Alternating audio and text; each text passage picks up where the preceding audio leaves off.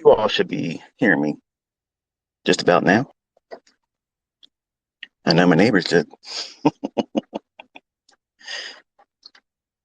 All right, so we are going to hang out for a little bit, just to jawbone a little bit here. Give me 1 second here. My car likes to yell at me for not putting my seatbelt on. Yes, I break the law in that regard.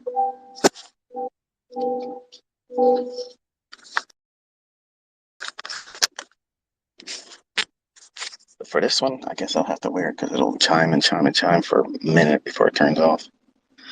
All right, so this week we had some non-farm payroll action. And in case you're wondering, if you don't want to be sitting through this, that it should be recorded. So that way you guys know that let's sit here and listen to this. You can come back to it later, I'm assuming. So one of the things that come up a lot is, why do I stay away from trading on Thursday and Friday, or even the afternoon session on Wednesdays on the first week of each month? And it's only to do with the inconsistencies with the market symmetry and the things that I call a signature and price action. They will come in and out. They'll be hit and miss type setups. I've learned over the years that it's just better for me not to take these trading days with live money, because the probabilities are much lower than they are when they're not on those particular days. Not the same as like a FOMC. Like a FOMC day, I can sometimes go in after the FOMC announcement because it's created volatility. But ahead of the FOMC, I won't be in front of that, because it's basically a gamble. You don't know what they're going to do. For non-farm payroll, the elements about that week, and what you've learned hopefully this week, was that in the beginning of the week, this is what I teach my students, that Monday, Tuesday is kind of like your honeypot. You want to go into the market looking for your setups there. And if you don't find it, try to force it. You don't insist upon taking a trade. But if it presents it, you try to take it then. And then at the New York session on Wednesday, that's like your cutoff time. It's closing time. If you want to go in after that, just know that you're gambling.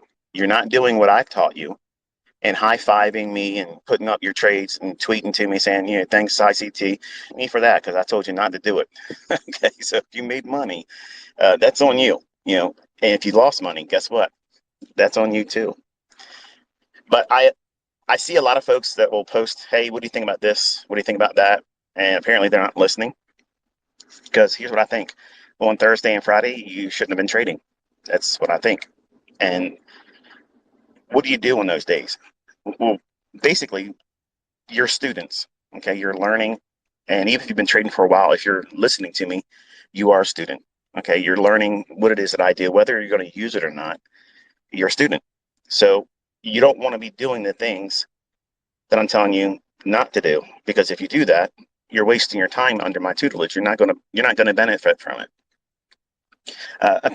Apparently, some people like to come and they'll say, hey, look, ICT says don't do this, but I made money over here. Okay, that's fine. When it rains on everybody. Okay, that doesn't mean that you did something right that day. It just means that when I first started making money years ago, back in the 90s, I had 9 months of sheer luck, folks. And it's not painful for me to say now. It was painful at the time to admit to myself that I wasn't as good as I thought it was. Like, I thought that books that I purchased and VCR tapes and CDs and everything else, well, not CDs, but DVDs were coming up then. And I thought that logic was building me into a juggernaut. And, well, the only thing that was a juggernaut is how fast I blew the accounts. Because once the market started going into a trader's environment where everything stopped going parabolically one direction up, I discovered that I didn't know how to trade. And that was very painful to watch me blow not one, not two, not three, not four, but 5 accounts. 5 accounts in 1 year in the 90s, trying to force what I thought the books were working for me initially with. And it's a terrible experience, but when I tell you these things, what to avoid, what not to be doing, and then I see folks going out and doing the very thing I tell you not to do. And the worst thing that can happen is for you to find short-term success doing the things I tell you not to do. That's exactly the equivalent of what I was doing for 9 months in 1993.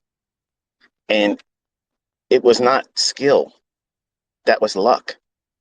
And you were lucky if you made money on Thursday. You were lucky on Friday if you made money. Now that the dust has settled, it's Saturday. If you look at the 5-minute price action on the E-mini S&P, now I don't have a chart in front of me, but I know what it looked like. It was very boring, very sloppy. Yes, there was a setup. Yes, there was a few little tiny little scalps. But if you were in there looking for a particular run, that would be framed with a larger degree of probability, not something just on a 1-minute basis. And when I'm looking at trades, I'm going to be all over the place, so that way you know. It's probably going to be difficult for some of you guys that are sticklers about, why don't you just stay on one topic? I'm not going to be able to stay on a topic because I'm literally speaking as my mind goes. So this is what it's like to be in my head. I may not completely close a topic, and if I don't act on something, obviously just tweet it to me in response to this post or this recording, and then I'll address it if it's something that's noteworthy. If it's something that's already been mentioned in other videos or things, and I'll pretty much just, I'll like your comment saying I read it, but doesn't mean that I'm going to answer it because I've already answered it somewhere else. But when I see folks posting that, hey, thanks ICT, I made this much money on Thursday or Friday of non-farm payroll week. I'm not gonna high five that. Not because I'm ignoring you, not because I'm trying to be ignorant, but I'm trying to show you that you're doing the opposite of what I'm telling you to do. And some of you just simply want to have those war scars. Like you want to be able to go through what I went through, or anybody else that blows accounts, and I got the war scars to prove I earned my stripes. If I could go back in time and I could have someone like what I'm trying to be, I'm doing my best to be the very thing that I was wanting to be, or not wanting to be, but wanting to learn from, someone that had the experience, had gone through the pain, suffered, lost real money, and then found a way to make money. That's somebody that I would have completely subscribed to, absolutely took everything they would have said to heart. And that's my motivation in doing all this stuff, because if I can save one of you from putting yourself through what I put myself through, then it's a success for me. But it's almost like a confessional too, because a lot of you look up to me as like this superhero kind of guy, and you view me as something that I'm not. I'm not like what many of you attribute characteristics like. It's undeserved. I'm an average little person. Okay, I'm not really a big deal. I came from a small town, and I was fortunate to find my way in certain circumstances, certain chance meetings, and I've been blessed by a really big God. And that's who's behind me. That's where I get the tenacity to stay with it. That's who kept me going when I didn't have an ICT encouraging me. It would have been great for me to have somebody to sit down like this and kind of like just talk to me, be a friend, be someone to encourage me, because I was in tears just about every other day back in the 90s. I was so frustrated. I used to work, and I'm thinking about it right now as I'm driving. On Saturdays, I would get up real early, and I used to do a vending route for a guy out in Owings Mills, Maryland.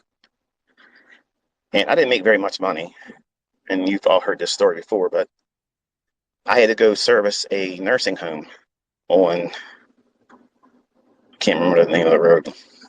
It'll come to me. Fayette Street, downtown in Baltimore. Not a really good neighborhood, and I was always wondering if I was going to get robbed. But I never did. But I spent 5 hours of my Saturday as a young man, just turning 20 years old, freshly divorced. And I would waste 5 hours of my Saturday servicing one account, and I would hate my life. Like, I hated it. I hated the fact that I knew my friends and my family were home, like you probably are right now. Some of you are probably working, some of you are listening at your job and you're cheating your boss. But I hated my life on these days.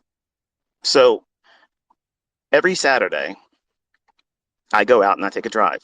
Now I'll cycle through both of my Corvettes because I got to keep them moving and keep the battery life on them because I don't put a lot of miles on them. But I'm thinking out loud like I usually do on Saturdays, where I reflect on when I was a younger man, before I knew what I know now. And I was only making $315 a week. 50 of it was paid in under the table in cash for servicing that Saturday account. It would take me 5 hours to get up, drive out to Owings Mills from where I lived, pick the truck up, load up the things I need to put in the vending machines and go service it, drive down to Fayette Street, then drive back up to Owings Mills, fuel the truck up, do the whole thing. And the whole time, I'm looking at the clock thinking, I'm never going to be able to see my girlfriend on time. She's going to be upset. You know, the whole thing, every one of you young guys are thinking all the time. That was me. I did the same stuff. But while I was working and while I was driving to and from, I was looking for a way that I could come out of that. And I wanted to start my own vending business.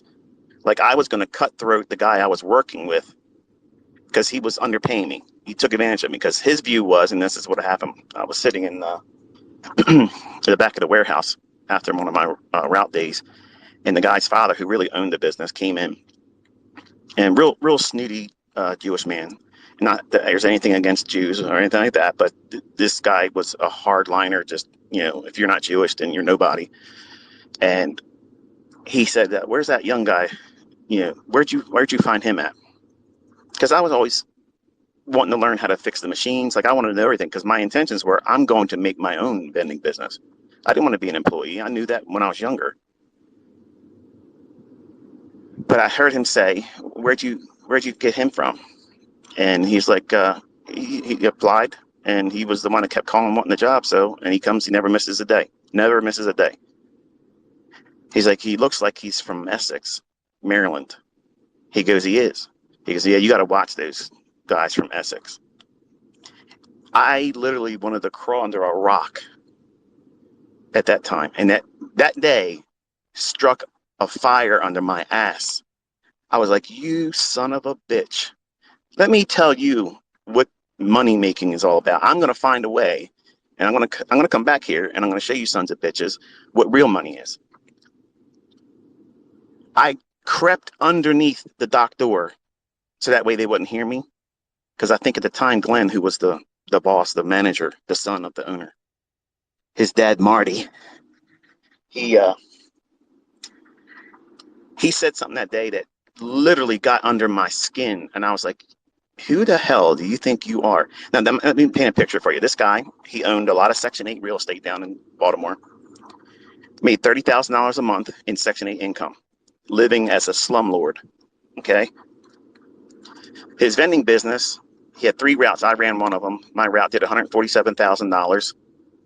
And I guess that was the middle route. The largest one was ran by his cousin. And there was another guy that ran a smaller route that I think it did like $100,000. And granted, the business was 50-50. Whatever you paid, you basically made that. And then you had to take costs of any kind of employee or whatever. And we just simply got really dirt income.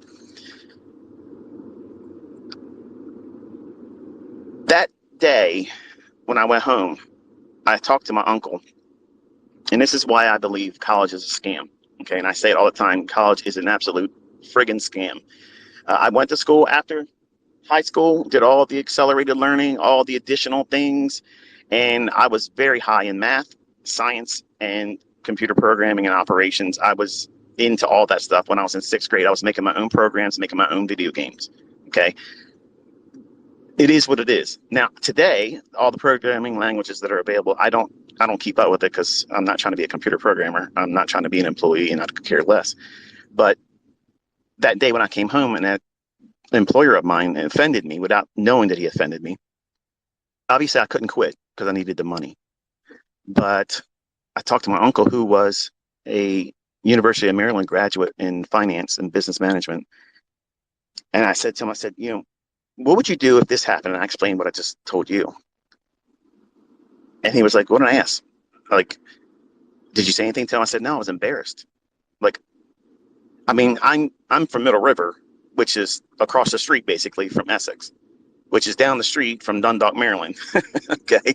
And they are like the armpits of Maryland. Okay. Like, as far as like white trash, like that's the areas where you see it from. And I can say that because I came up from it. So a lot of good people live in there and they still do. But generally, you get the Rough Riders from that area. And some folks that are from this area, when they hear me talk, they can hear, like when I say use, like that's a slang that you can basically tell if somebody's from, Middle River, Essex, Dundalk, that vicinity. We all have that kind of vernacular, that little accent. But my uncle told me, he said, you just got to get yourself a good education and just pursue what you were in school for. I said, I don't want to do it. Like, I don't want to do it. When I got out, I couldn't get a job with all the programming. I couldn't do it. I studied COBOL, CICS, Pascal, Basic, C++, and I didn't want to be in the video game making. Like, I didn't want to do that. At the time, the visibility, and I was really wrong, I didn't see that as a industry that would have been growing, because I watched it transform so much from like Atari 25 or 2600 when I was a kid. We all have PlayStation and Xboxes now, but when I was a kid, it was Atari 2600. Like, you weren't it if you didn't have that. Okay. So I've watched all the transitions and I was like, I just think it evolves too fast and I just don't see myself being able to do that. But I was wrong in that regard, because if I would have gotten into game making, I probably would have done well. But, and I know this probably has nothing to do with trading, and some of you are like, man, get to the point. The point is you all ask how I think and interpret and how I got to where I am and how do I get through all the struggles. Well, this is one of those struggles that lit a fire under my ass. A boss literally basically said that I was trash. Didn't say the words trash, but that's what it is. So when I talked to my uncle that day when I came home, because I actually lived with them, I rented a room and board, $50 a week. And I told him, I said, Uncle Stan, I'm mad. Like, I'm pissed off at this guy. Like, I want to go back and tell him off, but if I do, he's going to fire me. He's like, well, the best way to live well is, the best revenge is to live well. Just go and do something better for yourself. And then when it's time, leave. But I didn't have an answer for how to do that. Like, I didn't know what it is that I would be doing to make money. Not that I was making a lot of it under them, but I spent an average of 13 hours a day doing that garbage job and listening to his lies, saying, I'm going to make you a route manager one day and you would be $500 a week. Now, $500 a week back then in 1990, 91? 91. I literally swallowed that hook, line, and sinker thinking $500, that's mad money. Like, that's crazy money back then. $500 is nothing. Like, my stop loss, my stop loss per tick is like that now. So the bottom line is I was pissed off and I wanted to find a way. I wanted to find a way to get out of that situation. And my uncle's advice was go back to school and pursue more of the languages that are available today. Now, this is a guy who I love. He was a father figure in a period of my time of growing up. He let me move into his home and they treated me very good. But this is the same person, and this is what I said, don't take life advice from people that have a lot of drama in their life. And there's people out there that critique me very hard, and they assume the things I talk about and say aren't good advice. But if you look around, there's a lot of folks, since I've been public teaching, they're showing the results. They're doing those funded accounts. I'm seeing people getting paid, not just the acceptance of these funded accounts. And I'm not going to sit here and rep anyone's company because I don't have any affiliation. And please, if you're part of those companies, don't reach out to me anymore because I'm not going to, rep you. I don't do those things.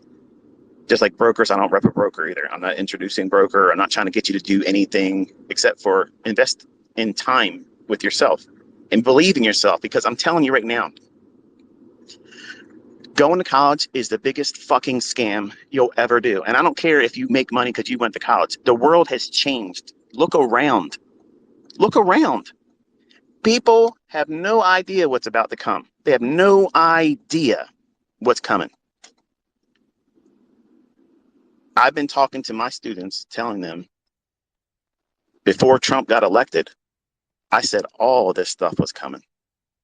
It's in video, it's documented, period. The things that are coming, you're not ready for. Your job is not guaranteed. Your boss thinks the same way about you, like I just described my old boss when I was a young man. They're not going to tell you because they can get a lot of trouble today, where, back then, a lot of things, you can get away with a lot of things back then. But I was taking advice from a guy that went to college, graduated a very high GPA, business management, a math scholar, but he was managing a Kentucky Fried Chicken. KFC. Yeah. Here's my uncle, the guy I learned about trading from, who couldn't make money outside of the first initial plunge into it, where he made money to buy a condominium down in Ocean City in Sugar. And he told me when I was 15 years old and 16 years old, every Sunday at my grandmother's, the richest people in the world, Michael, trade futures and options. Get yourself a good job, become an electronic technician, save up, invest, and live like the fat cats. Well, at 15 and 16, hearing that, I'm interested in martial arts. Okay, I'm going to run my own martial arts school. I'm not interested in all that stuff. It sounds like the stock market. That's over my pay grade as a kid. I'm not interested. I hadn't really worked yet. And then when I started working, I was thinking, this sucks. First job was a dishwasher at Gerspec's grocery store. But I looked at my uncle that day and I told him, I said, can I tell you something? And I want you to know that I'm saying this with love, and I just want to know things better. But how do you feel knowing that you wasted 6 years of your life in college, and all the bullshit that you subscribed to and the books that you paid for, all that prep work, all that stress and crunching numbers, all that stuff, and you're working at Kentucky Fried Chicken, managing kids that don't want to come to work, and then you got to stay and do their job. You did all of that as a result of spending time and the money. He paid out of his pocket, folks. He didn't have financial aid. Again, he didn't have those things. He paid for it with his jobs and savings and money, and he cut grass. And that's what he does today. He's a retired man. He doesn't even trade. And he's got his own little grass cutting business. So he puts a little bit of bread in that. And he's got a pension from Verizon where he retired from. But he was not successful as a trader. He was not successful as a college graduate with exemplary marks in school. Like, his grades were great. And to talk to him, he's a very intelligent guy, very intelligent, but down to earth too. And I love talking to him. I don't talk to him as much anymore, but that day when I asked him that, it was like I crushed his soul. And it was not my intention, folks. It was not not my intention. But I wanted to know, have you observed, have you noticed that you worked your ass off and you told me to do those things and I did it? And guess what? Both of us are in the same position. We can't use the shit that we paid for in school. Nobody wants. Hang on, this guy's getting ready to try to do. Can you slow down, fucker? This guy's literally trying to fucking run me off a fucking one-way bridge here. Give me a fucking dickhead. All right, get out and beat this motherfucker's ass. Stupid bitch. Told you I was bipolar. Apologize for that. So I asked the guy, my uncle rather. And I said, listen, you know, do you honestly believe that that was the best decision for you and I? Like, I took your advice, I listened, and nothing came from that. And the look in his eye was like literally like, man, it was noticeable to you. I don't know if he was ignoring it, like the elephant in the room, but I know my aunt, who was married to him, looked at him like, you know, he worked really hard and let's just never talk about it. He never could make it work. He went on so many interviews, and they never hired him. And I never got an interview, not one time, all of the resumes I put out. And I had a better GPA than he did. Not one interview. So I wasted my time. I wasted my money in a field that was the future: programming, technology, and information systems. I wanted to be a systems analyst. And guess what? I was a vending machine operator. I filled coffee machines and candy machines and soda machines, and I could take them apart and put them back together. I could tell you what's wrong with them without even being on that location. But it didn't pay money unless I owned the route. And then one day,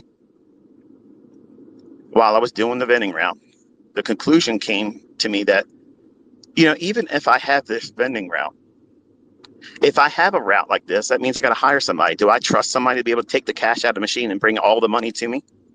Because I got robbed one time. They broke into the back of the truck. They literally pulled the safe that was bolted in the back of the Isuzu truck.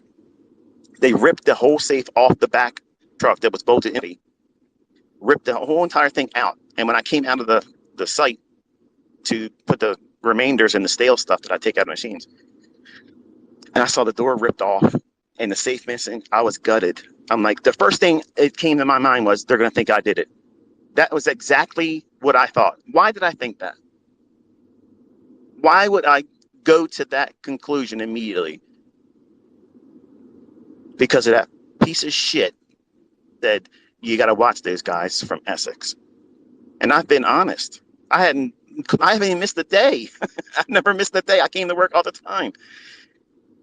But these people stole that cash, and I literally was ashamed that it happened on my route. Like, I could have somehow prevented it. I couldn't have. I was inside doing the service on the machines. So I sat there for 10 minutes trying to figure out, how am I going to work up the courage to call in and tell my boss that I just got robbed. Thankfully, not at gunpoint or anything like that. But I had to sit there and wrestle with, hey, this is what it feels like to be violated. I've never experienced something like that before. I've never had that moment where something was taken from me and it wasn't mine, and that makes it even worse. But when I called in,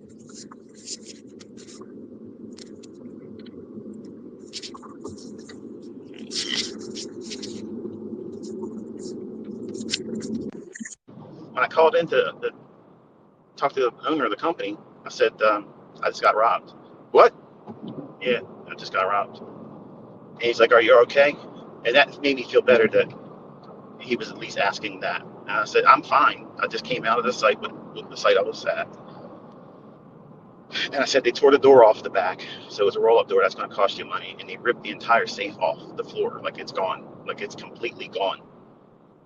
And he goes, did he have any video camera back there and like that? Any kind of guards? And I was like, there's nothing here, dude. Like, this is the site I'm at. And it was like a dilapidated old rubber hose making company.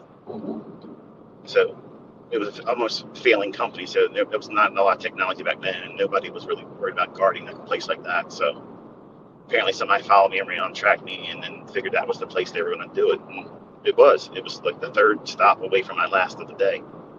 So all the money that would have been in there, you know, was theirs.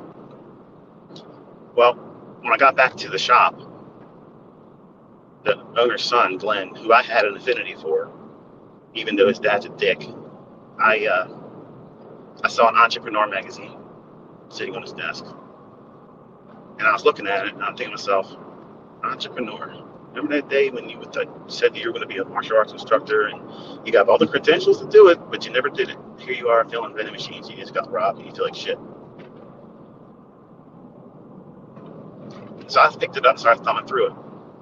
And I saw things in the magazine that I liked. Like they were like pictures of boats and stuff, yachts and things like that. And I was like, you know what? I'm going to ask him if I could take this home and borrow it. And I said, Glenn, do you mind if I borrow this? I'll bring it back tomorrow. It won't be messed up. He goes, no, you can have it. So I took the magazine home. And I went home, did my normal thing, coming home, shower, work out, eat, sit around, and I started wanting to go to sleep. I grabbed the magazine, I was looking at it, and I thumbed through the back of it, and there was this little tiny low classified ad that said, real money, real people. Call this 1-800 number and get free information. So I did. And in like a week, I got a little cassette tape. And obviously, many of the old people here, the old time students, they know that was the Ken Roberts Cartridge course that ended up buying, that put me on the mailing list of Larry Williams stuff. The rest is history. But when I started making money trading, I was at that vending company during that 9 months of. So naturally, because I was looking for any way to get out of that lifestyle, having to work, and I wanted to be able to put the middle finger up into that guy's dad's face, which I never did that, folks. I'm glad I didn't, because I'd probably regret it today, but I'd be lying if I said I didn't want to do it, because I did. But I wanted to escape so badly that there was a snowstorm, and I was expected to go to work that day, and I was in bed with my girlfriend, who I was engaged to at the time. And I thought to myself, I make way more money than I make in a month, a day now. And I'm looking at this girl who's not my wife. It was a younger relationship. I was a young guy. But I'm looking at her, I'm thinking, I want to marry this girl, and I don't want to be doing what I'm doing. And she doesn't know what I'm doing. She thinks the only from the vending business. So when we go out to dinner and I'm taking her to nice restaurants to try to impress her and her parents, that day I just said, you know what, I'm done. So we had pagers back. My boss was paging me, and they call in, like, So I finally look, I'm not coming in today. It snowed and it's bad here. And he's like, well, shovel out. I said, shovel out. Now this is the sun, the one I did like. I said, Glenn, I can't shovel the friggin' streets. Like, it's everywhere, not just around my car. And I had a Z28 back then. So you just don't do a Z28 in this kind of snow we had. So he says, well, if you don't come in, you don't have a job. I said, well, that just made it a lot easier, because I'm never coming back down. See you. And I didn't go pick up my check. It was 4 months before he mailed it to me.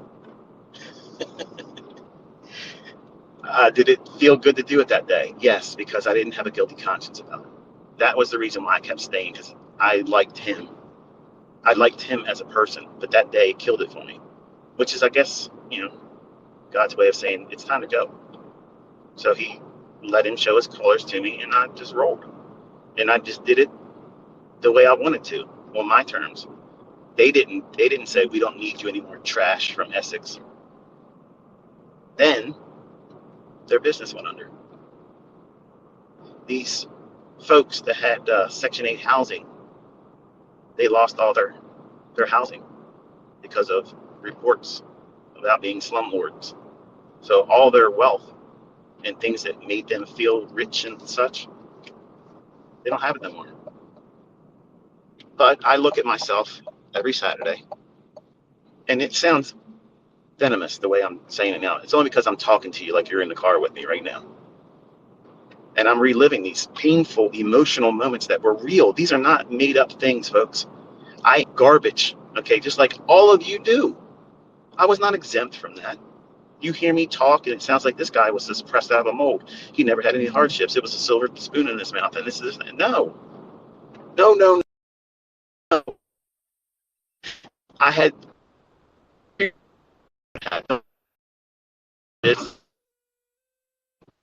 If I knew when I was younger, and it's not because I'm lazy, because I'm not lazy. It's just people listening. How can you recognize me?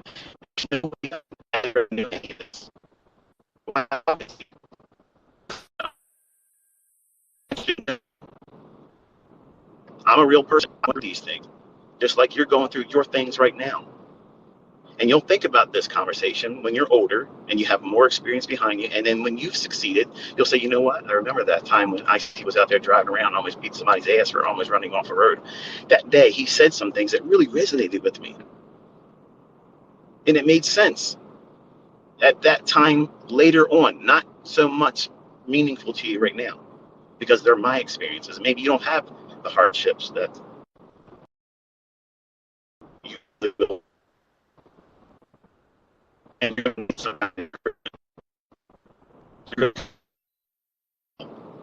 this is temporary. Don't let other people around you look down on you and make you think that that's where you're supposed to be. No, you are not where you are right now. You found me because you were supposed to find me. We crossed paths because you are expected to use what it is I'm teaching. You didn't find me by chance. Do I ever advertise? No. You ever seen any ads? Nope. No coupon codes, no special deals, no deadline. If you don't do it by this time, that's all garbage. That's people that need to sell. I don't need to sell shit. And when you taste what it is that I'm selling, it's real. And then when it's given to you for free, that's treasure. Look how many people are literally energized now. They're able to see it. And all it took for them is to literally engage. Take me for my word only on the basis of test and see if it's true. It costs you nothing but time. If I'm a fraud, if it doesn't work, you'll know right away. I didn't have that, folks. I didn't have those things. Hang on.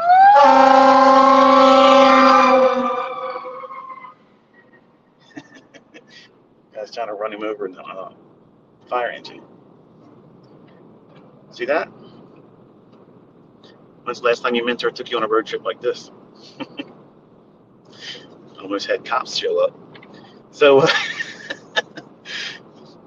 when you go through these moments where you feel like you're not going to be able to do this, just know that I had those all the time. And I had good, well-meaning people around me, and they didn't inspire me.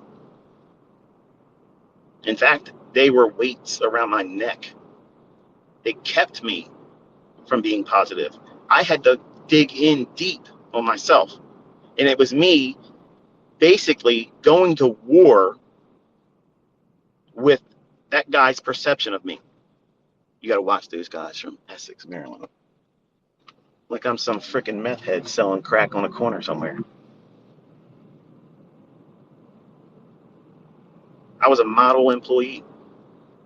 That's the guy you want that never misses a day, that works over and doesn't expect anything extra and believes that in time that the employer will reward them for their loyalty and work ethic. And I was taken advantage of. But guess what? I'm not complaining about that. I'm glad it shaped me into that's who I was before I started working for them. My grandfather made that in me. So college is a fucking scam. It's a scam. You will not go to college now, get a career, making a high degree of income with a great degree of consistency and longevity, because your business is not guaranteed to you. What did 2020 show you? The rules have changed. There's a second one here. I don't see any smoke, but I'm bringing it today. And Lamborghini, hey brother, I see you. Um,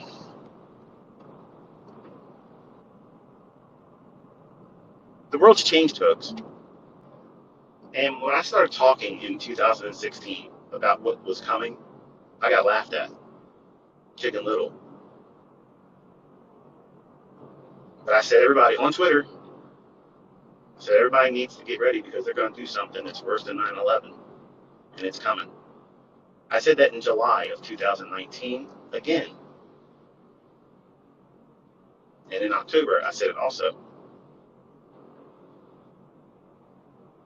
And then he started censoring my posts on Twitter, and that's the reason why I left. I did not get run off the Twitter because guess what, brother? I'm right here. Bring your shit. I'm right here waiting. Everybody can talk to me. Everybody can say what they want to say, and I'm right here to answer all of that.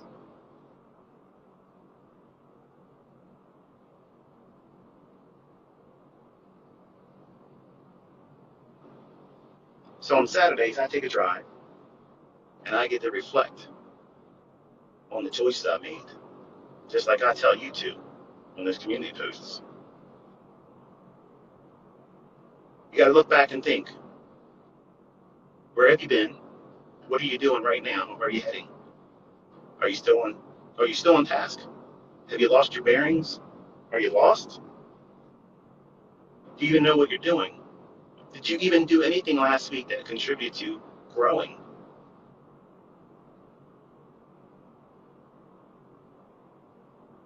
It's not just watching videos. It's not looking at tweets and community posts. It's you rolling your sleeves up and getting out there and getting dirty in it, doing it wrong, and learning from that.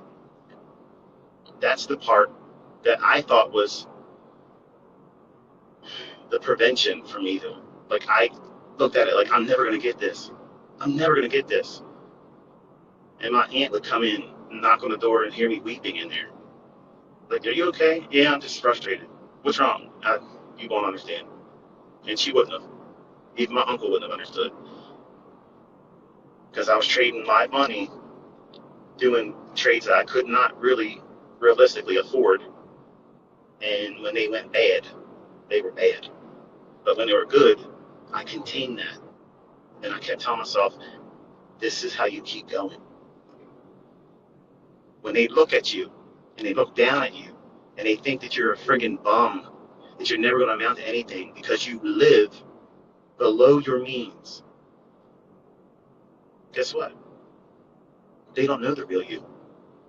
They can't see the real you.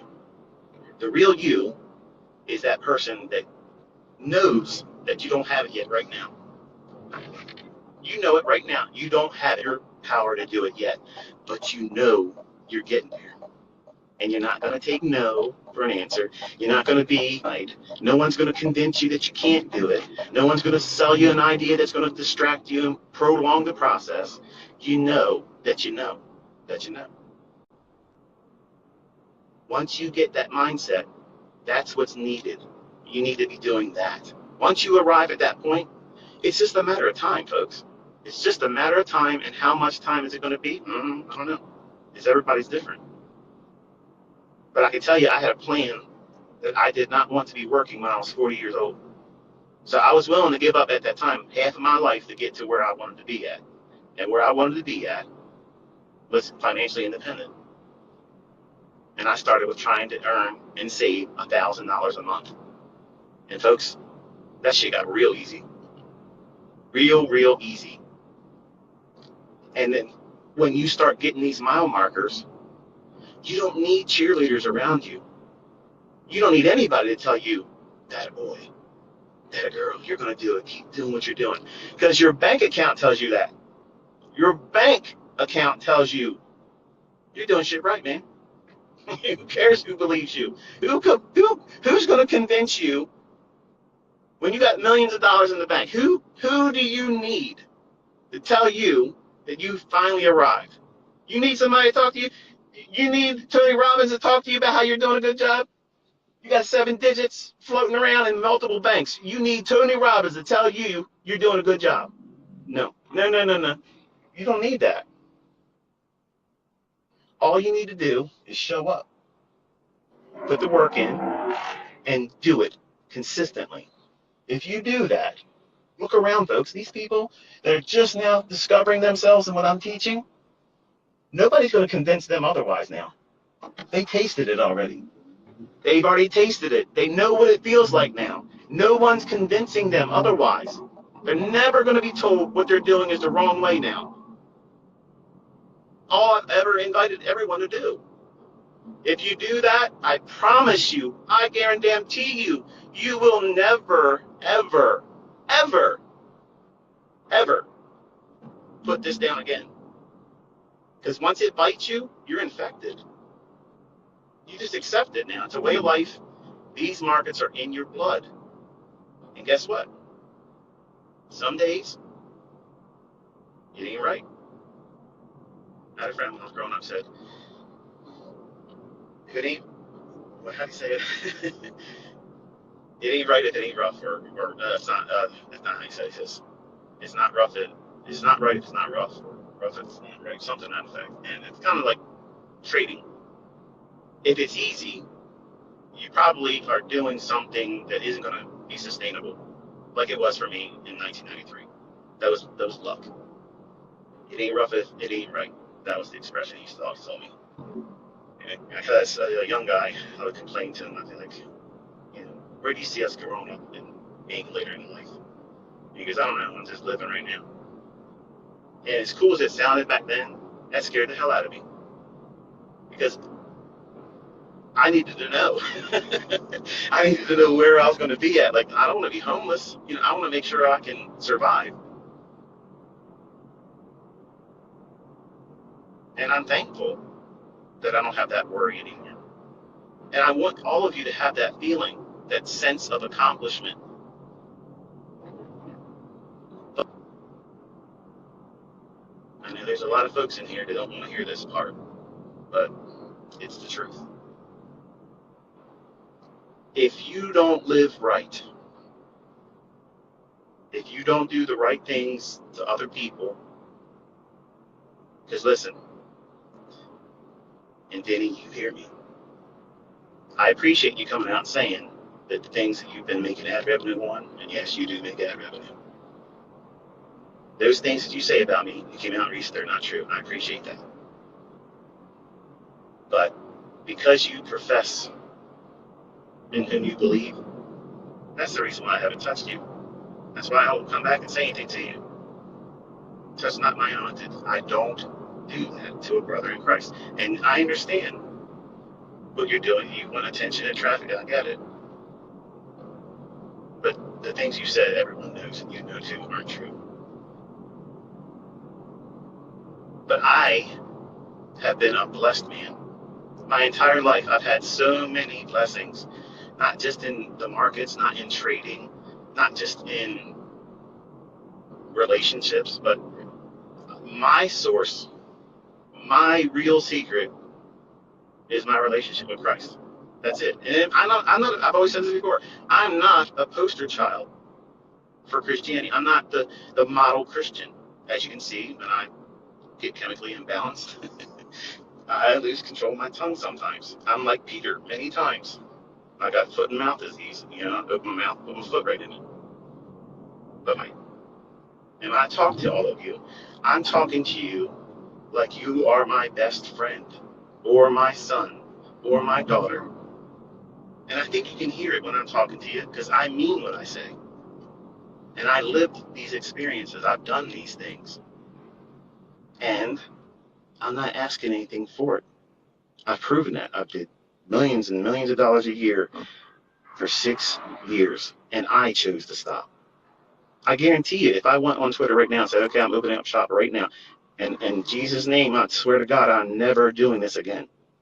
But I'm telling you, if I did it right now and posted it on Twitter, I'll open up the mentorship again, even if I doubled the price, I'd probably have millions of dollars in the PayPal account before Monday. This is the way it is. And you should be thankful that I don't do that. I don't need to do that. I don't want to do it. So if my experience was, I see this guy, he comes out and says these things that I do, and then watch all these other people prove that they can do it. They're recording their entries, their management on YouTube. That should encourage you. And then to watch this person step away from making millions of easy money. It's real easy. but it's hard managing all the personalities. So if I'm going to manage all your personalities, I'm going to do it where there's no business tie between us. And we understand that the work is all yours. And you know I'm motivated because I love doing this. And you want someone to teach you that's passionate. You want somebody that's basically lukewarm? No. You want somebody that's on fire, that literally lives and breathes this stuff. And I have done that for 30 years. I absolutely love this industry. I love this business. I love the people. I love the whole idea of it, the lifestyle, everything. And it isn't about Lambo lifestyle. It's about peace of mind, knowing that I don't need your friggin' paychecks. I don't need to ask for permission if I can go on vacation.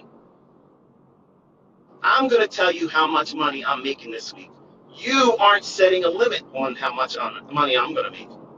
That's a mindset that nobody can understand or appreciate until they live that. And I'm trying my damnedest to do that for all of you. I'm providing the tools. I'm blazing the trail for you. All you got to do is keep up with me. Just keep up. That's all you got to do. Show up every day. Do the things I'm telling you to do, and don't do the things I tell you not to do. If you do those things, I promise you, you will get this. And once you have it, it's yours. Nobody can take it from you. Nobody can say you aren't going to amount to shit. You're going to be just like the rest of us, working shit jobs. Because guess where that came from? An uncle in my family. Well, he was digging graves in Holly Hill Cemetery when he retired. I'm digging graves on the people on the other side of my trades. Like it or don't. This is the way it is. I'm going to have analogies that make it seem like it's a sport. That's on you. But I've always looked at this as war. It's always been war. Because I've wrestled with demons inside me as a young boy. And that's what motivated me. I didn't have a hero. I didn't have a mentor. I didn't have a guy that could sit out here and encourage me and talk about something before it happens and it unfolds precisely week after week after week. You guys are fortunate. And I'm blessed to be that person for you. I love it. I love it. So in a lot of ways, I guess God prepared me to be this person because I had to go through a lot of this stuff to understand and appreciate what it is that you're in a mentor. And you may not even realize what it is you're looking for until you see me. Once you taste this kind of way of learning, there's no other way of doing it. It just makes sense. If I tell yourself here, stop there, you've learned nothing but to trust my decisions. But if I take you to the chart and I say, look, here, if it's above where we are, I'm biased. I'm looking for the need to go to that level. No, there's a learning in that. How many times have you seen me call something and it didn't come to fruition? Not many.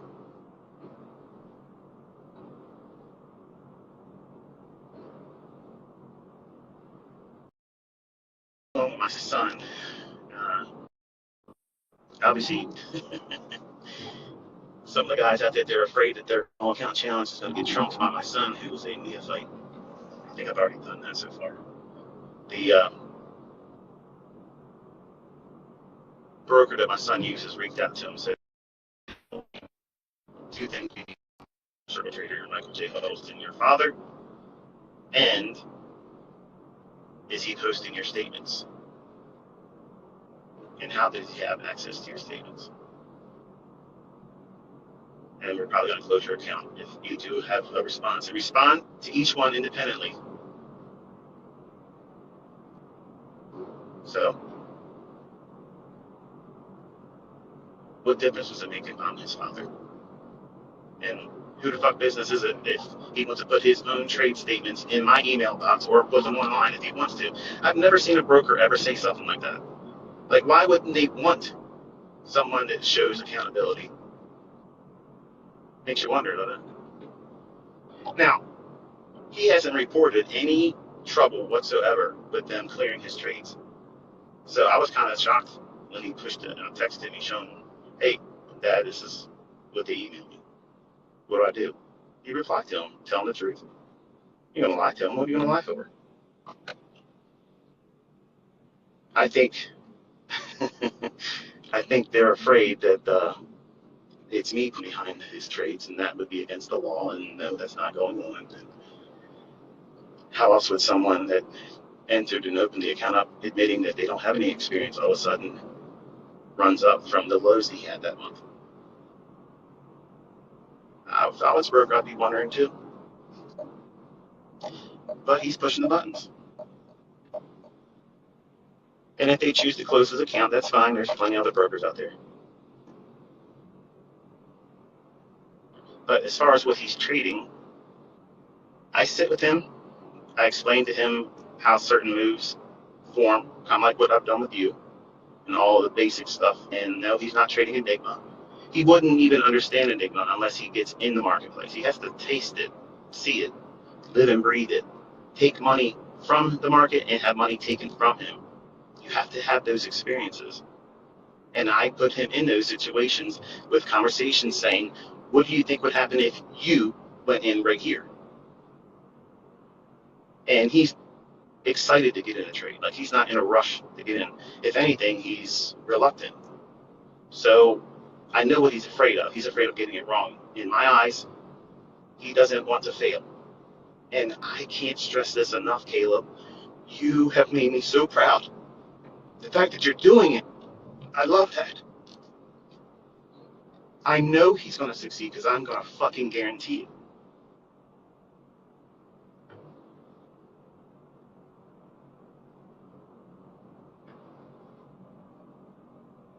But it's hard for me to him because he wants to walk in my sight flawlessly.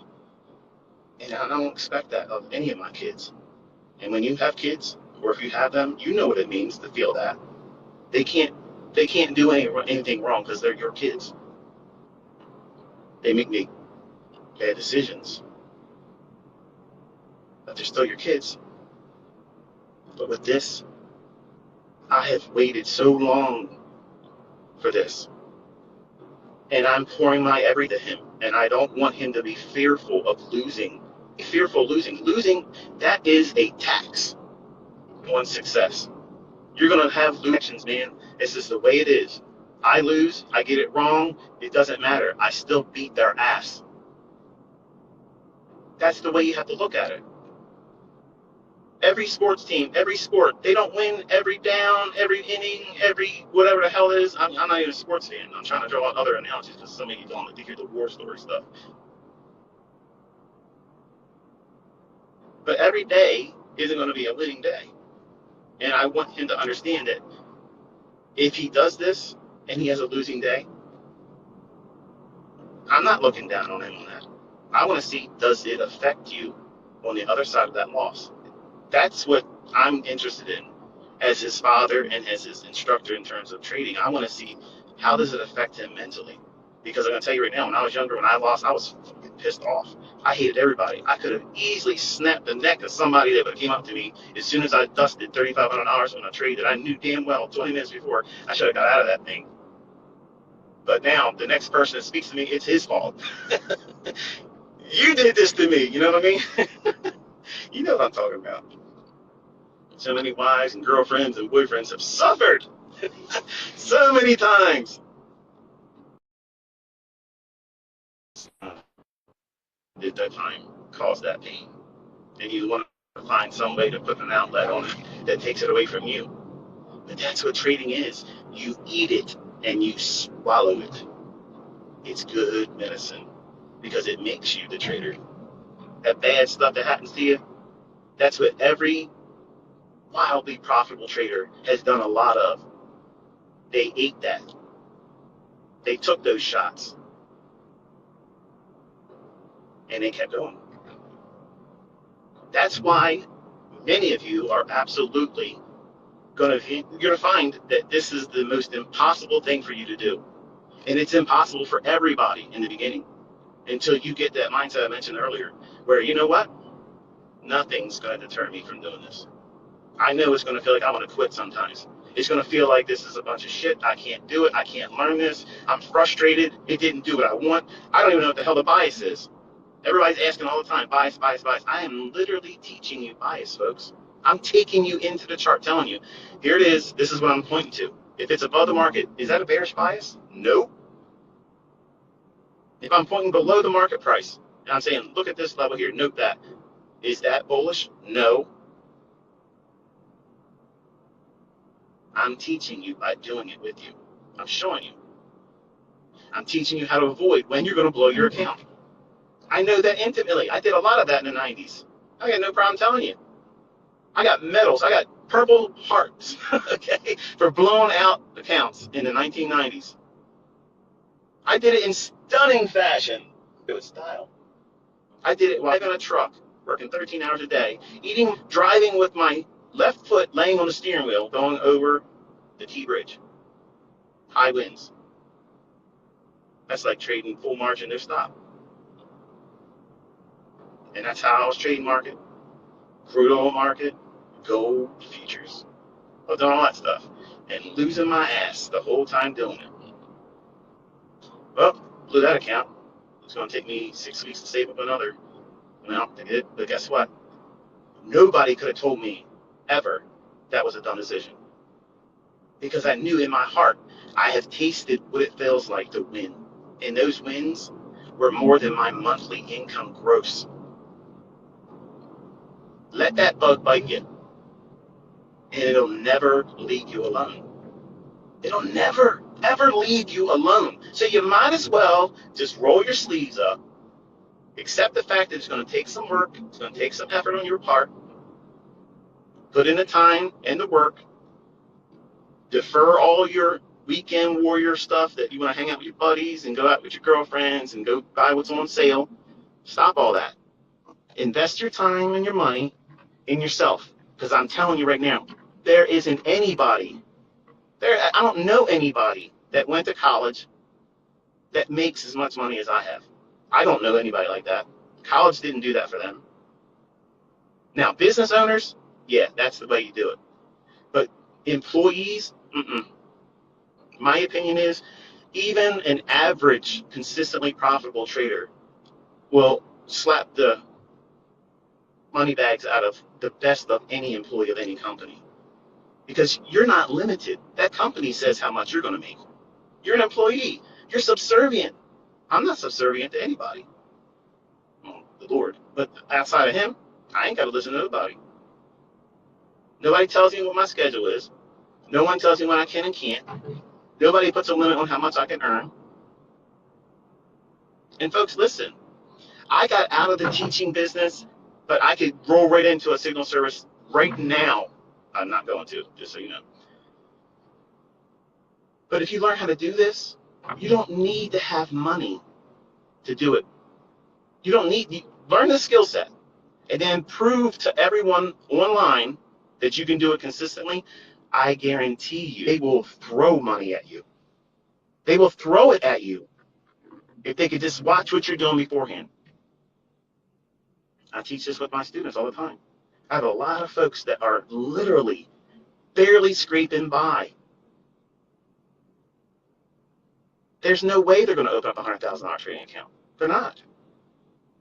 So those funded accounts, I think they're a good idea. Are they all good? No.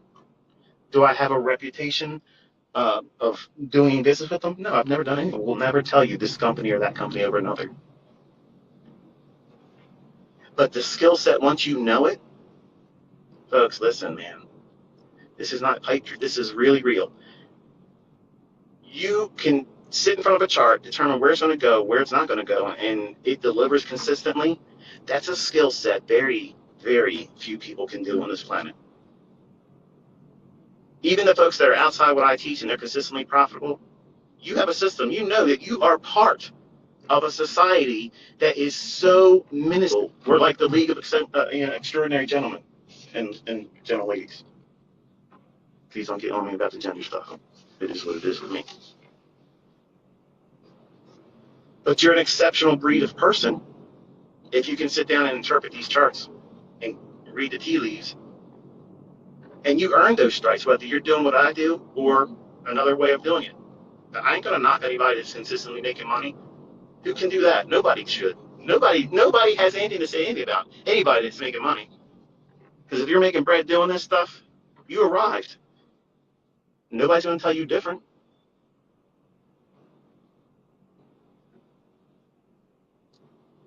So I drive around on Saturday and I think about how I'm gonna improve my son. And I basically congratulate myself every week. Kind of like Snoop Dogg, I like to thank myself. I like to thank me. I like to thank myself. I do that, but also I talk to God. I thank Him for most of everything I have is His. He gives it to me. But the model my son's working on, this is the second Lamborghini I saw.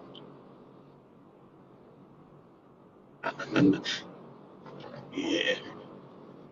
There's a green one earlier when I said it, and I was like, there.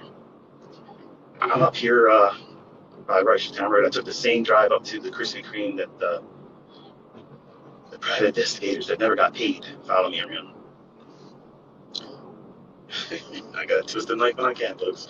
But I talk to my son a lot about what he wants to do, like where he sees himself. Now, he obviously knows that we can live way, way more affluent than I do. He, because he's been working, warehouse job, work second shift. I think he goes in 3 o'clock and gets off at 11 is the normal end time. Sometimes they keep him over if there's things they got to finish.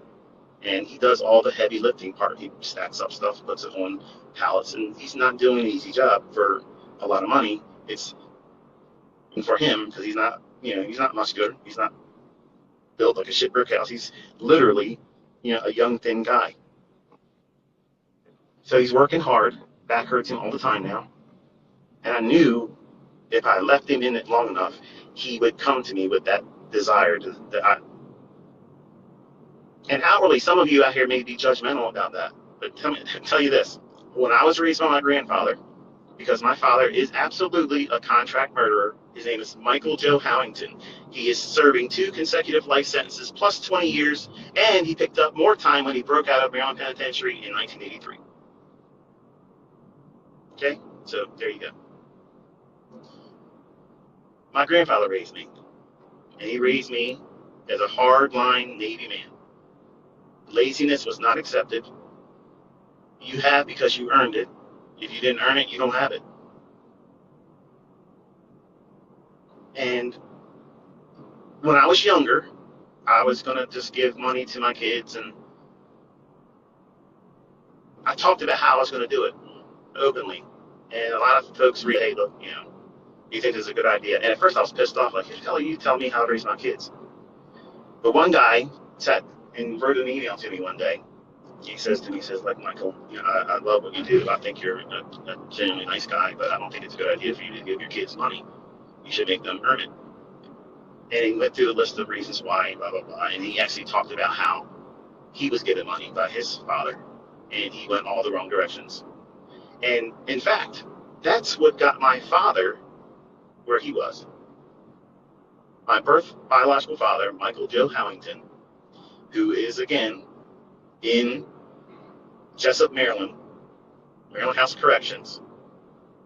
Look it up if you want to, do the research on it. He was a murderer. He did it for money because he had a heroin addiction that he picked up when he was in Vietnam. Before he went to Vietnam, he was drafted. He didn't want to join it. My mother and him got together. Obviously, he was one of those guys that came from a family that had money. Not a lot of money, but they had money. And they gave him the apartment. They set him up, and they got him a car, several cars, always gave him cash, and he was spoiled. And he did shit that, spoiled people do. Made stupid decisions. He got married and then slept with my mom when she was underage. Supposed to be born. She was going to abort me. He told her, I'm going to cut your throat ear to ear if you kill that baby. And that's the reason why you hear my voice. That's the only thing my father did for me. He's never spent any time with me. He never did anything with me, ever. But my grandfather raised me. I lived with him. So, my son Caleb, I pushed him into a similar step. He has grandparents that are not doing well. My mother-in-law, she has cancer, lung cancer. She's got like half of one lung, a little less than half of one lung. And her husband is failing. Like, we don't even know how long he's going to be around. We're surprised he's still here. So my son does two things. He lives with them to help them in many ways, like a hospice. Not that they're on their deathbed, but he does a lot of things for them that they can't physically do. And he works his second shift job when they are resting in the evening time. So for the assholes out there that try to judge my parenting or my kids, none of my kids are profitable, successful millionaire traders that I'm about to make money. My oldest son, he invested in crypto, made a little bit of money last year, and I told him, get out, please listen to me, son. Nope, this is the way it is. We had a falling out because he wanted a house and set him up with cash, and he wanted to be like my dad, and I told him I'm not going to do that. And we have not talked since then. He does things in his life that I live, and some of them could get him in trouble. But he doesn't listen. But he's his own man, and he'll have to take those consequences. But he has lost a lot of his money because he didn't listen. I told all of you crypto was going to crash. I don't trade crypto, so please stop asking me about it. I'm not going to talk about how my concepts work or don't work in them. I don't believe in crypto. So if you're trading crypto and you made money, congratulations. But don't attribute it to me because I didn't help you do it. But if you lose money, don't complain to me because I said don't use it. But I say to my son Caleb all the time, I'm like, look, you've never complained about any of the things that you're going through right now.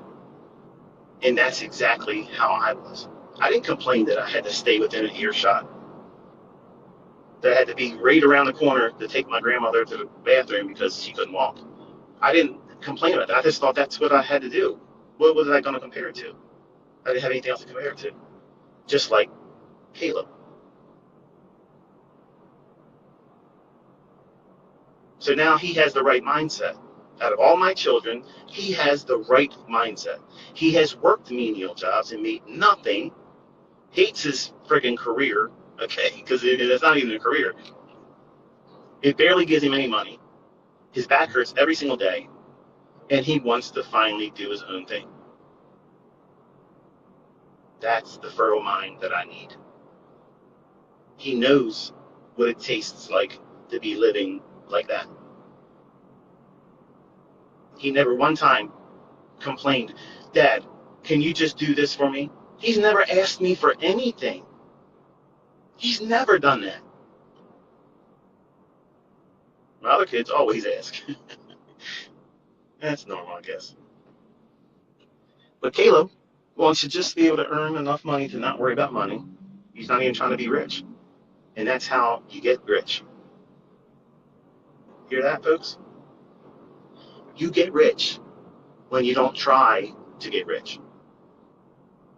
When you do something with passion that you want to do well because you enjoy it and you love it, you need to make trading like that.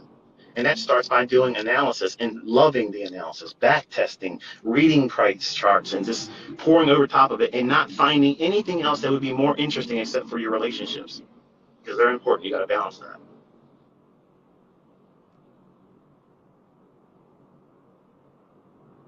I'm going for a while. I'm going to wrap this up here in a couple minutes. But I asked him, I said, I think you're in the right mindset now. I think you have got to the point where you're matured. And I think if you sit down with Dad and literally watch the charts with me, I'll show you certain things, I believe you'll be able to do this. But I need to make sure that you bring your own personality into this. So character, and to describe him, he's socially awkward. He's introverted like I am. But if he's comfortable with, like me, I'll just go on and on and shut up. Never. Okay, I stop talking when I'm asleep. He's the same way. But if he's not comfortable, he won't speak at all. And that's how I am. If I don't know something about something, I don't talk about it. I don't, and my kids will tell you that, though. If dad's not talking about him, we know he doesn't know anything about that because he's not saying anything. But if it's about work, the Bible, God, or anything like that, I can talk and talk and talk and talk and talk and never run out of anything else to say. And it's I don't know, that's the way I'm wired. He's like that. He doesn't have a lot of friends. He's got one friend. That's how it was when I was younger. I had one friend, Sean. He, my son Caleb, he is not confident in himself, and he's unsure about a lot of the decisions that he's going to make, and channels that into his charting ideas. He doesn't want to do it wrong in front of me. So what I'm focusing on is fixing those issues, and it won't be an easy fix. It's probably going to take the rest of the year, if not longer, to overcome that. And you probably know what that feels like. Is even if you're trading the smallest of leverage, you don't want to be wrong. Not because you're in front of your father, but because being wrong sucks. But you need to have someone to remind you that being wrong is part of this, and it doesn't end your career. It doesn't stop you, folks. It does if you over leverage and you overtrade and you just go crazy. Yeah, those individual incremental losing positions will take you out of the game. That's what I was teaching you this week. This is the kind of week, every single month, that will do that to you. If you push too hard, you'll lose your account. Look through the tweets. Today Friday. Regret. Not a lot of them. I mean, most of them is like, this is great. This is great. Yes, that's awesome. But there's people in here that say, I wish I would have listened to you. And that's the person I'm talking to right now. I'm not talking to the person that already knows my stuff works, making money. You're not my audience right now.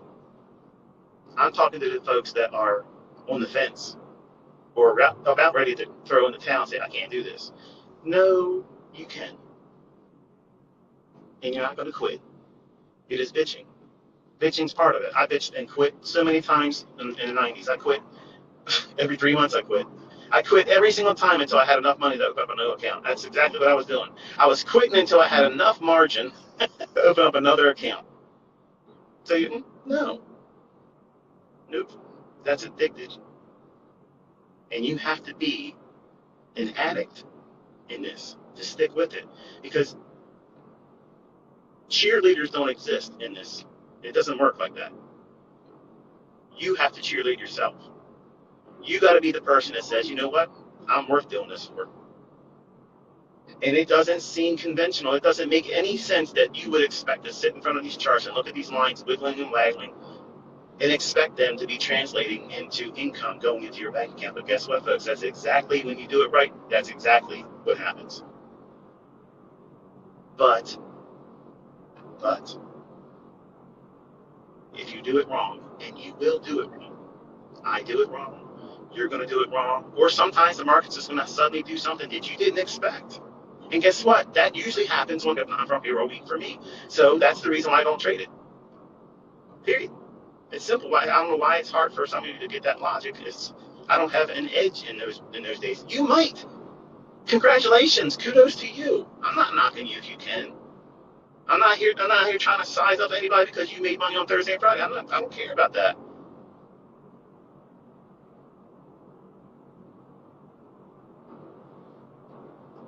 But my son, because he's indecisive, because he's unsure about himself, I'm kind of like guiding him into a model that seeks 5 points. And again, I gave an example. Someone asked him on Twitter, and I replied to it earlier this morning. What does that mean? And I said, he wants to trade just the E-mini S&P, because he's already tasted NASDAQ, and it moves a little too quick for him. Doesn't like that fast movement. He'll like it later on. But right now, ES is a little bit more subdued. but it can be wild when it needs to be. But 5 points in the morning would be like buying it 41 even or 4100 on the E-mini S&P, and then having a limit order to sell it at 4105. So you would get 5 points times $50 on one contract, $250. So I'm trying to give him a model that repeats that once in the morning, the afternoon. He's going to be going in every single day looking for it, but it has to have certain rules and expectations. And once we settle in on that, I promise you, I will share what it is he's doing, because I'm going to tell you what he's made with it. So it's not a demo account. Okay. Um, if we have to use a different broker, and say AMP closes his account, I'm going to make their statements that he gave me. I'm going to give him the form with me to show him anyway. So they're not stopping that. Okay, but to keep his account open and let them sleep at night by not posting it while he's trading with them, then he won't do it. But I don't need to make anything photoshopped or fake. If I'm going to Photoshop something, I'm going to Photoshop, a mustache or a beard, something stupid. Trading, I don't need to make anything fake about that. Okay, I can do it. And just like you're learning, you're going to learn how to do it. And it's fun. When people doubt you, I know a lot of young guys uh, want to get out here and just smash everybody's head. You ever ask yourself why you want to do that? Why? What is it about it? Because some of you really want to go out there and vehemently defend me. Like, I need you to defend my honor. I don't need it on me. I enjoy it. Bottom line is this. If you feel like you got to go out there and prove yourself, listen, folks, this is for the young guys. And Danny, this is you too. You were scarred. Sometime in your life, you had something cut you so bad that you had something taken from you. Somebody that you loved cut you so deeply that now you have a wound that nothing can fill it except for you proving to them that you are better than they thought you were. You were worth more than they thought you were, and then hurt you. And you want to prove it to them. But because you can't prove it to them, you're going to prove it to anybody and everyone that gets in front of you. And I tell you this because that's how I live my. I can't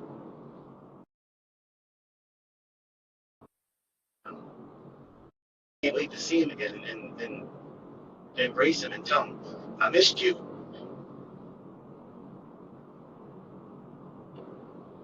And I hope that he's proud of me.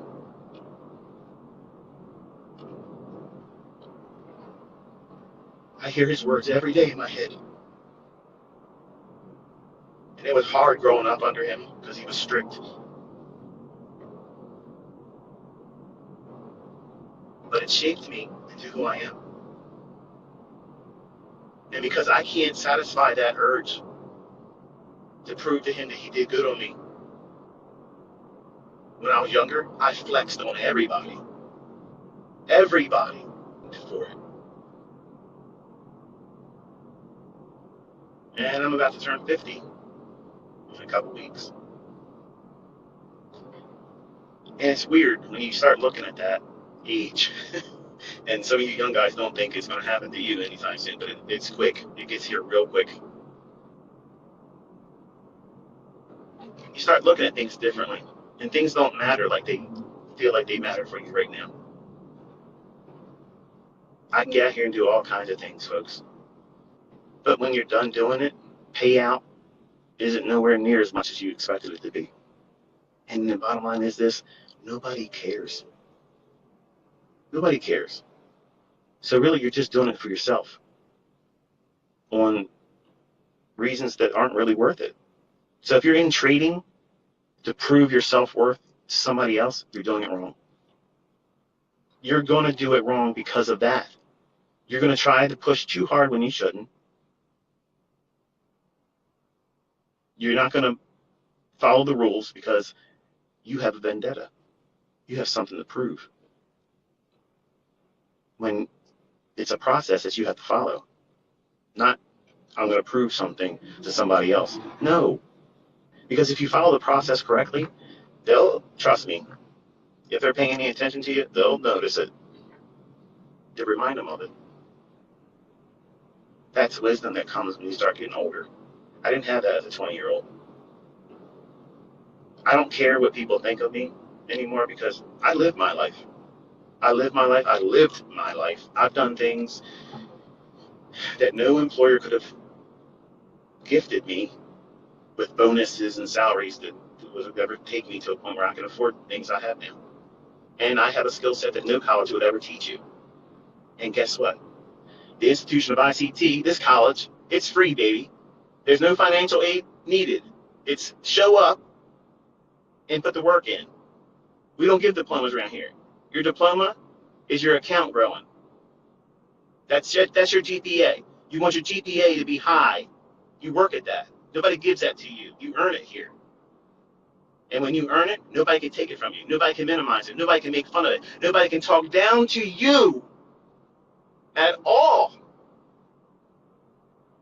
When, and that is what I'm trying to do with my son Caleb. Because I know I'm going to turn this boy into a savage. I'm going to make this motherfucking boy so monstrous. He is absolutely going to rip the shit out of these markets. There ain't going to be nobody that's ever going to be able to step this boy. Nobody. And I guarantee you, I'm putting my fucking life on this. My son's fucking name is going to be on the historical board of that Robins Cup, and he's going to fucking destroy Larry Williams. How about that? Caleb Huddleston is going to fuck up Larry Williams' record. You know what? I'm going to celebrate like a motherfucker. I'm going to live stream that shit. When they fucking do the audit, he's going to do it. He's going to fucking do it.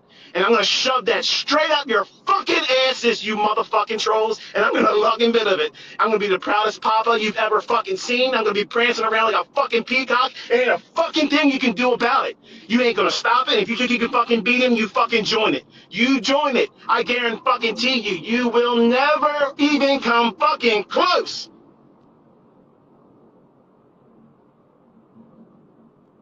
You like that crescendo? It's coming. Until next time.